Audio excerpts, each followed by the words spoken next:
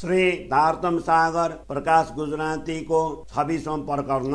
खुइसो बरम जोगेन जे लातो लय न किए अंक उगाडे सौ कुछन पुनवरी तिय ज्यूतिए हिकत्रको झोरिन ताव में फोकत फेरा दिन हिक जोड़ लगाई न पान में अदिरे उनी न जातो किन हिक पान त्रकु सारी न बिए न जू हलके कताई न हिक जेड़ियों जानी जोर करे पान आए तू कराई न हिक खोती करी न पान बिए न के त्रके पाई न ओरा जड़े उथिंदियो आत न मंजा जड़े गालियों थिंदियो घर हिक त्रको जोरी न बिए न जू ते पर थिंदी किए कतना उनी पूरो थे पन मीन ले दियो निये जा जोड़ा लगाए पान में सा कंदी उचात घनी मन से भाए कोई न पसे पन मये बैत सुने धनी जीवा करे मन से गालड़ी सासवे थिंदी घर पाए न रेंदी तीर चेतरी आई जिन बिसर न पर हिक कथन मये मात ते से न बिने रे बेना कंडु चाड़ी न तकड़ियों नीचा धारे नैना सागी नंदी स्वागी धनिजा जेड़िए बिचवे सा उथिंदी आए त मंजा फेर पड़तारो दे खणु सागी हिंदी हथड़ा जा चुकंदी हेरा निद्र लते ओरा तवी पन ओरी हथन दिए बेरा हिटांक उगाड़ी दी जोर से नसु चढ़ाए निलाड़ जाई त तिंदी निंद्र खरी सागर उतिंदी ओलाड़ जाई त लाई दी निंद्रड़ी सागर उतिंदी चिड़काए हिना आतन संदियों गालियों कंदी सा कोड़ मंजाए अंक बुसिंदी जा उतिंदी के गाल कंदी सा कोड़ करे घनवे आवई पन निंद्र न कदाई नेन मंजा इंद्रावती चोएनी अदियूं आई को कर इये कोड़ करे आई आवयूं अदि हाने को आई हिये साने सिपरिये न से आई गालियों कंदियों किए पान संभारे नार्यो आंके ही बेर न रहे दिए आंके ही बेर न रहे दिए कतन के उताबर्यो आई आतन आवयूं कतन निंद्रड़ी बिसार्यो हानि लुडो लाड गेलियूं पीरी कोतन के आवया सुनियो सजन बेन कोन सुजानो सिपरी मते खाने नैना हिया तन थिंदो अलखा मनो जड़े हलंदा सजन साने निंद्र लाए नार्यो हिन बलाए जे बेने खुई कर्यो ही निंद्रड़ी हिया नवो को गणु आए जे हिने बेने न उथियो तके पर कंदियो ताए पर पसो प्रिय न जी पान से के पर करे इंद्रावती तोए अदियो आई हाने हलोनी गरे धनी मंद अति करे आके बैता बेन चाहे बियन के मतु दिए पन तो पर के आए पन तो पर के आए धनी मंद अति करे आके बैठा बेन चाहे बियन के मतु दिए पन तो पर के आए पन तो पर के आए चौपाई 21 प्रकरण 26 चौपाई 648। बोलो श्री प्राणनाथ प्यारे की जय। प्रकाश गुजराती को 26वां प्रकरण को हिंदी सरलार्थ। इंद्रावती कहती हैं भ्रम तथा माया के इस नशे को आग लग जाए। यह नशा ऐसा है कि प्रयत्न करने पर भी उतारता नहीं है। यदि आंखें खोलकर हृदय पूर्वक विचार करके सीधी बात कहे तो भी वह नशा जैसा का तैसा रह जाता है। एक सखी आवेश में आकर व्यर्थ ही घूमते हुए चरखे की तकली को तोड़ देती हैं, तो दूसरी सखी परस्पर झगड़ा करती हैं। हे बहन, उनका यह स्वभाव किसी भी तरह छूटता नहीं है। कोई एक सखी अपना और दूसरे का भी चरखा संभालती हैं और दूसरों को भी शीघ्रता से सूट काटने में लगती हैं। अपने साथ साथ दूसरे को भी भजनानंदी बनाती हैं। कोई सखी दूसरे को भी अपनी सहेली समझकर सूट काटने के लिए प्रेरणा देती हैं। कोई सखी न स्वयं काटती हैं और न ही दूसरे को काटने देती हैं। तकली को टेढ़ा मेढ़ा बनाकर बिगाड़ देती हैं। इसलिए जब वह कार्यशाला इस संसार से उठ जाएंगी, जागृत होंगी, तो घर परम धाम में ये सब बातें होंगी।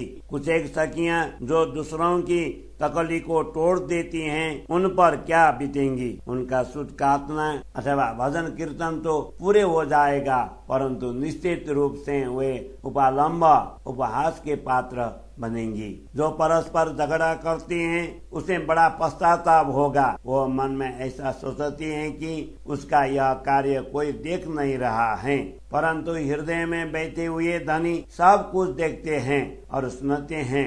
जीव जो कुछ भी मन में बातें करता है, अर्थात अंतःकरण में विचार करता है, वे सब परम धाम में प्रकट होंगे। तिल जितनी छोटी बात भी छिप नहीं पाएंगी। तुम सब इस बात को मत भूलना। कोई एक चुपचाप बैठकर सुध काटती हैं, छिपकर भजन करती हैं और दूसरों के वचन सहन करती हैं। वह करघे और तकली पर डोरा चढ़ाकर आँखों को नीचे करके काटने में रत रहती हैं। वह सखी प्रेम धाम में अन्य सखियों के बीच बैठकर धामधनी का अखंड सुख प्राप्त करेंगी और अत्यंत उत्साह के साथ पैरों से ताल देते हुए प्रेम धाम में उठकर खड़ी होंगी। जो सुध काटना भूल जाएंगी, वह सखी हाथ मलती ही रहेंगी, पश्चाताप करेंगी। अज्ञान रूपी निद्रा को जो हटा न सकी, वो पछताएंगी। उसे ऐसा सुअवसर पुनः प्राप्त नहीं होगा। जो कोई जोर लगाकर और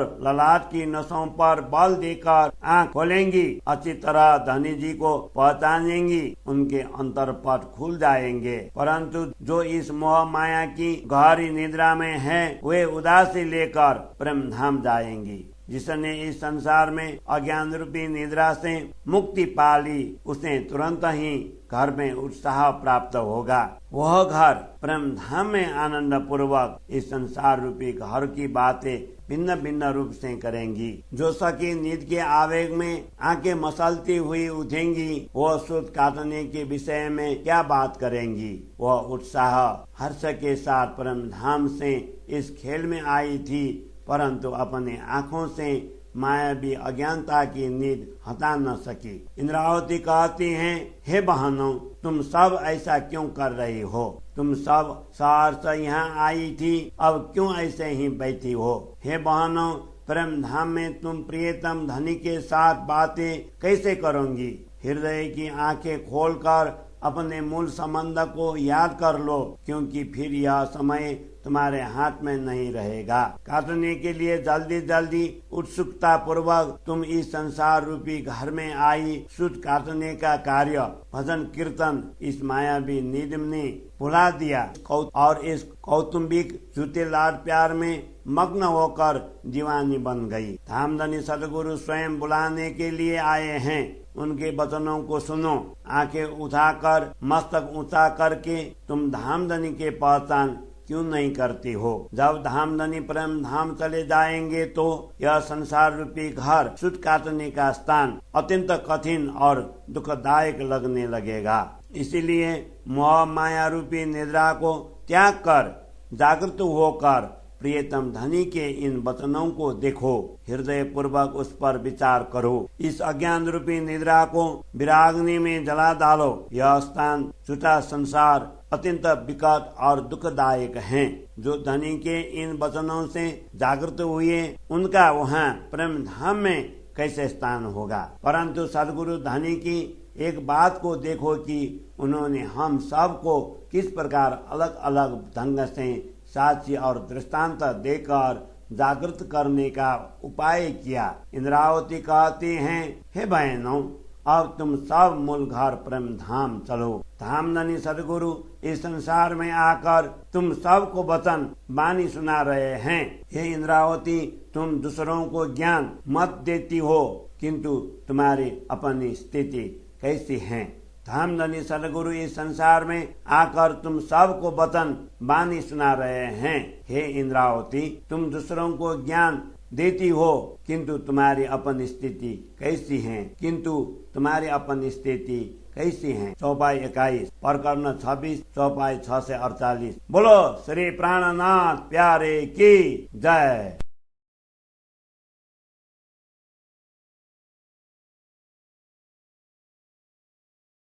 यहाँ श्री कृष्ण प्रणामी विश्व परिषदबाट प्रस्तुत गर्नुभएको श्री प्राणनाथ बानी खण्ड 2 स्वर पण्डित धनीदास जी पन्ना बकुला भगतको स्वरलाई यहाँ समावेश गरिएको छ।